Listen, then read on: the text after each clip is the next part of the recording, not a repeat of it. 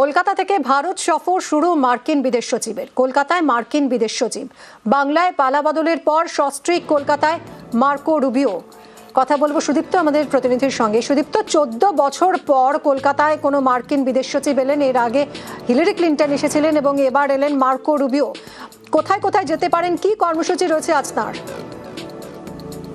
দেখো, আমি একদম প্রায় 14 বছর পর মার্কিন বিদেশ সচিব মার্কো রুবিও তিনি কিন্তু এলেন আজকে কলকাতা সফরে। মূলত তার যে 3 দিনের যে ভারত সফর রয়েছে, সেই ভারত সফরের মধ্যে প্রথম সফর কলকাতা।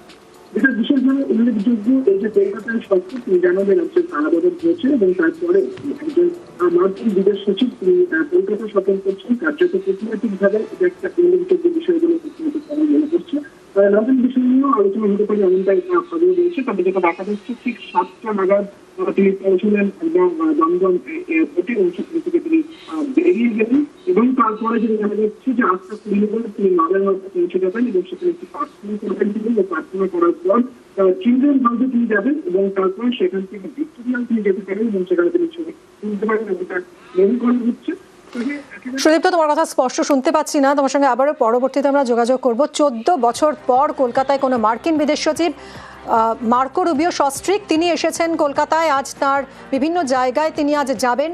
কলকাতার মাদার হাউসে যাবেন মার্কিন বিদেশ সচিব, চিলড্রেন্স হোমেও যাবেন মার্কিন বিদেশ সচিব, ভিক্টোরিয়া মেমোরিয়ালেও যাওয়ার কথা রয়েছে তার।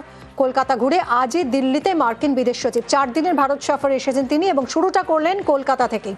দেখতে পাচ্ছেন সস্ত্রীক মার্কো রুবিও মার্কিন বিদেশ সচিব, তিনি পা রাখলেন কলকাতায়। আজ দিল্লিতে গুরুত্বপূর্ণ বৈঠক রয়েছে মার্কিন বিদেশ সচিবের। 2012 সালে কলকাতায় এসেছিলেন হিলারি ক্লিন্টন এবং তারপর একটা দীর্ঘ বিরতি। 14 বছর পর কোনো মার্কিন বিদেশ সচিব এলেন কলকাতায়। পালা বদলের পর প্রথম মার্কিন বিদেশ সচিব মার্কো রুবিও সস্ত্রীক কলকাতায়।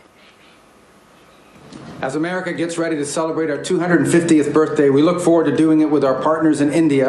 India is the world's largest democracy, and we are the world's oldest. So we look forward to celebrating together. কলকাতায় এসেছেন মার্কো রুবিও সস্ত্রীক।